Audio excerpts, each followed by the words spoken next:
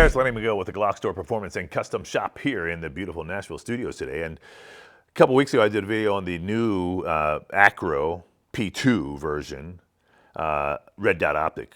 It's by Aimpoint, and Aimpoint has this tremendous reputation for red dots because they really do a great job. It's very robust, highly sought after by law enforcement and military. Because of the robustness of this particular optic, as well as the crispness of the actual glass inside. And we showed it with a kind of a standard optic cut, and a couple of people said, "Hey, can you get it any lower?" People commented, and we said, "Oh yeah, of course we can." We do a couple different things. One way we were able to get it lower is we did a combat cut, where we actually moved the rear dovetail to the front of the footprint. That allows us to mill the optic footprint lower.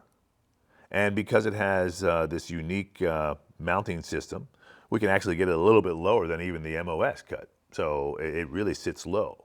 Now, a couple things that allows us to do is, one, co-witness with factory height sights. So what we call this is our Acro-Witness cut, because you can co-witness. Pretty fancy, right? But check this out. We did a couple other things to make this really work. Is we modified the acro, the post underneath the acro. We milled that off, most of it, so that we could actually sit this a little bit lower. And so if you look at it here on this particular Glock 19X with a black slide, you can see that you can actually co-witness with factory height sights. So there it is.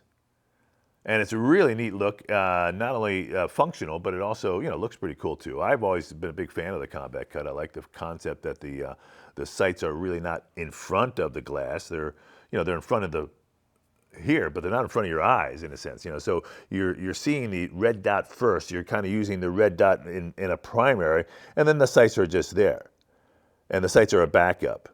So it's a neat way to set your gun up, I think. I like the way it looks, but I feel the functionality is better, for me in particular.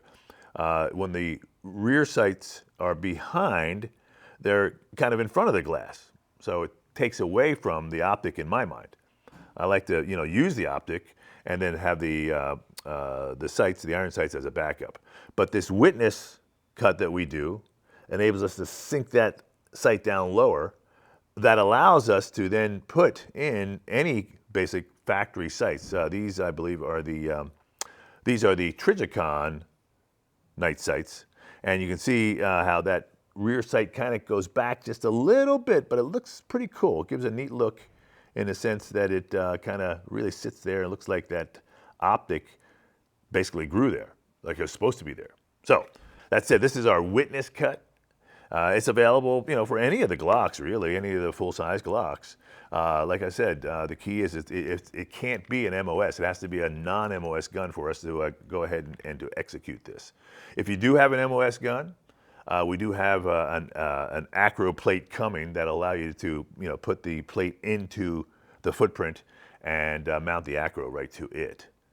You won't get the same co-witness because, again, you're stacking things there and it does sit a little bit higher, but it's an option that gives you the ability to mount the acro in an MOS gun.